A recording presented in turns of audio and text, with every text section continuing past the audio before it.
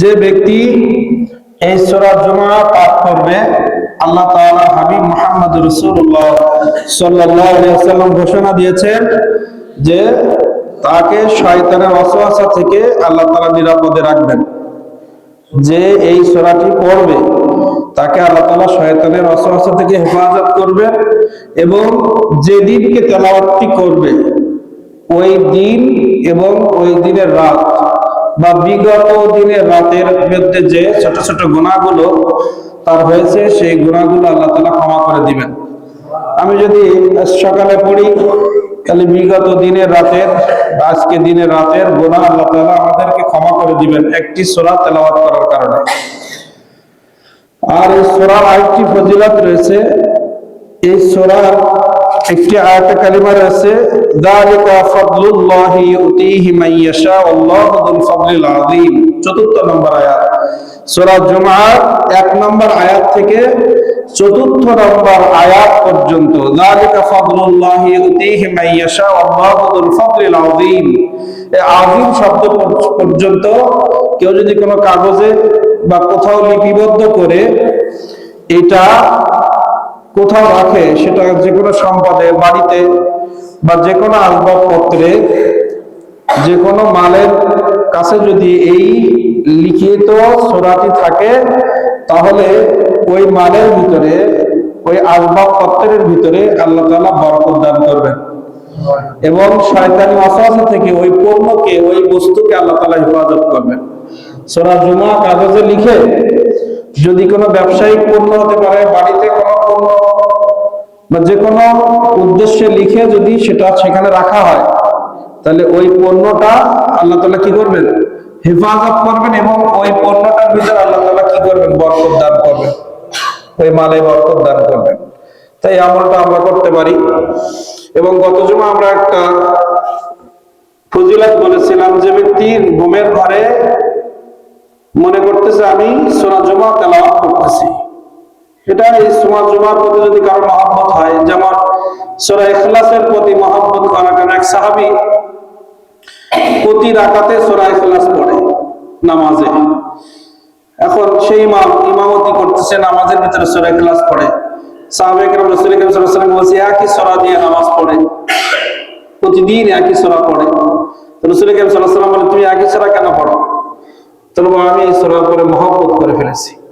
সুবহানাল্লাহ বলবেন না? এই সূরার উপরে আমার মহব্বত তৈরি হয়েছে। এখানে আল্লাহর একত্ববাদের কথা বলা হয়েছে, এখানে আল্লাহর পরিচয় বলা হয়েছে, এই সূরাটাকে আমি খুব মহব্বত করি।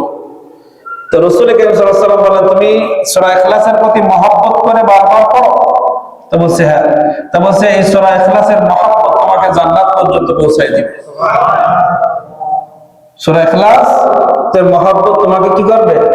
জান্নাত পর্যন্ত পৌঁছায় দিবে। এজন্য ফরজ নামাজ বাদে প্রত্যেকটা নামাজে আমরা সূরা ইখলাস রাখবো। 2 রাকাত যে সুন্নাত পড়ি, প্রথম রাকাতে কুল ইয়া আইয়ুহাল কাফিরুন, দ্বিতীয় রাকাতে সূরা ইখলাস। আর 4 রাকাত নামাজ বিশিষ্ট এখানেও আমরা অন্তত শেষ রাকাতে হলেও সূরা ইখলাস রাখবো। এর আগে অন্য সূরা দিয়ে পড়ে সূরা ইখলাসটা আমরা সুন্নতে এবং নফলে কম্পালসরি রাখার চেষ্টা করব। সূরা ইখলাসটা আমরা নফল এবং সুন্নত নামাজের ভিতরে এটা কন্টিনিউ একটা আমলের মধ্যে নিয়ে আসব। তাহলে সাহাবায়ে কেরামের এই রেগুলার নামাজে একই সূরা পড়া, এই পড়ার কারণে যে জান্নাতের ঘোষণা সেটাও আমাদের জন্য আসতে পারে, কারণ এই তেলাওয়াত তো কিয়ামত পর্যন্ত থাকবে। তো সূরা ইখলাসের প্রতি মহব্বত, আমরা অনেক সময় নিজেও কিন্তু ফরজ নামাজ পড়ি জামাত ফেল করার কারণে, তো আমরা ফরজ নামাজের ভিতরে এটা করতে পারি, মানে কন্টিনিউ আমার সূরা ইখলাসের আমলগুলো প্রতি ওয়াক্তে কোন না কোন নামাজে আমার মধ্যে থাকে। মহব্বত করে পড়তে হবে, যে আমি ভালোবাসি। সূরা ইখলাসকে ভালোবেসে যদি আমরা পড়তে পারি তাহলে এর ফজিলত আমরাও পাইতে পারি। তো স্বপ্নের মধ্যে যে সূরা জুমা তেলাওয়াত করবে, দেখতেছে ঘুমিয়ে আছে কিন্তু ইউসাব্বিহু লিল্লাহি মা ফিস সামাওয়াতি ওয়া মা ফিল আরদ ওয়া মা ফিল আরদিল মালিকিল কুদ্দুসিল আজিজিল হাকীম হুয়াল্লাযী বা'আথা ফিল উম্মিয়িনা রাসূলাম মিনহুম ইয়াতলু আলাইহিম আয়াতিহি ওয়া ইউযাক্কিহিম ওয়া ইউআল্লিমুহুমুল কিতাবা ওয়াল হিকমা ওয়া ইন কানূ মিন ক্বাবলু লাফী দালালিন মুবিন। এইভাবে وَإِذَا رَأَوْا تِجَارَةً أَوْ لَهْوًا انفَضُّوا إِلَيْهَا وَتَرَكُوكَ قَائِمًا قُلْ مَا عِندَ اللَّهِ خَيْرٌ مِنَ اللَّهْوِ وَمِنَ التِّجَارَةِ وَاللَّهُ خَيْرُ الرَّازِقِينَ। এভাবে যদি কেউ ঘুমের মধ্যে পড়ে তাহলে দুনিয়া এবং আখিরাতে আল্লাহ তাআলা তাকে কল্যাণ দান করবে। আমরা দেখবেন প্রায় ঈশার নামাজে এই সূরাটা আমরা পড়ি, এখানে নামাজে আমরা পড়ার চেষ্টা করি, কারণ অনেক অর্থবোধক এবং বরকতময় একটি সূরা। বা আমাদের অনেক উস্তাদদের দেখেছি ছোটবেলা যাদের পিছনে নামাজ পড়েছি, এই ফজরের সূরা নাবা আমরা অন্য সূরাতে পড়তে পারি না, পারি, কিন্তু ফজরের সূরা নাবা, ঈশার সূরা জুমা, এগুলো বুজুর্গান দিনদের কন্টিনিউ আমল। এজন্য আমরাও চেষ্টা করি নামাজের ভিতরে এই সূরাগুলো বারবার নিয়ে আসার জন্য। তো গত জুমা আমরা কয়েকটি বিষয় আলোচনা করেছিলাম, আমরা সামনের দিকে যাব। যে দুইটা ঘটনা বলেছিলাম যে রাসূল করিম সাল্লাল্লাহু আলাইহি ওয়াসাল্লামের এই সূরার ভিতরে কয়েকটা বিষয় আলোচনা আছে বলছিলাম, 5টা থেকে 6টা বিষয় এখানে আলোচনা করা হয়েছে। প্রথম আলোচনা করা হয়েছে আল্লাহ তাওহীদের ঘোষণা, আল্লাহর পবিত্রতার ঘোষণা দিয়ে এই সূরা শুরু হয়েছে। দ্বিতীয়, এই সূরার ভিতরে আমার নবীজির আগমন সম্পর্কে আলোচনা করা হয়েছে। উনি পৃথিবীতে আসছিলেন, আসার পরে ওনার কর্ম এই আয়াতের ভিতরে নির্ধারণ করে দেওয়া আছে, উনি কি কাজ দিয়ে এই কোরআন মাজিদের আমল শুরু করেছিলেন সে বিষয়ে আমরা আলোচনা করেছি। তৃতীয় ধাপে ইহুদিরা রাসূল করিম সাল্লাল্লাহু আলাইহি ওয়াসাল্লামের বিশ্বাস না করার কারণে তাদের পরিণতি সম্পর্কে এই সূরার ভিতরে আজকে এই বিষয়টা মূলত আসবে।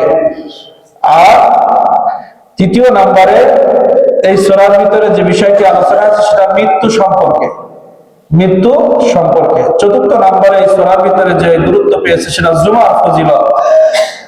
আর পঞ্চম নম্বরে যে বিষয়টা এখানে সবথেকে গুরুত্ব দেওয়া হয়েছে যে দুনিয়াকে বেশি প্রাধান্য দেওয়া যাবে না, দুনিয়ার লোভ লালসার ভিতরে আমাদেরকে বেশি ঢোকা যাবে না। যে লোভ লালসা আমার আল্লাহ থেকে বিমুখ করে, যে লোভ লালসা আমাকে দিন থেকে বের করে দেয়, এই লোভ লালসা থেকে আমাদেরকে বিরত থাকার কথা বলা হয়েছে এই সূরার ভিতরে। তো আমরা গত জুমায় আল্লাহ রাব্বুল আলামিনের প্রশংসা, ইসাববিহু লিল্লাহি মা ফিস সামাওয়াতি, নিয়ে আমরা অনেক আলোচনা করেছিলাম যে সবাই আল্লাহর জিকির প্রতিনিয়ত করতেছে।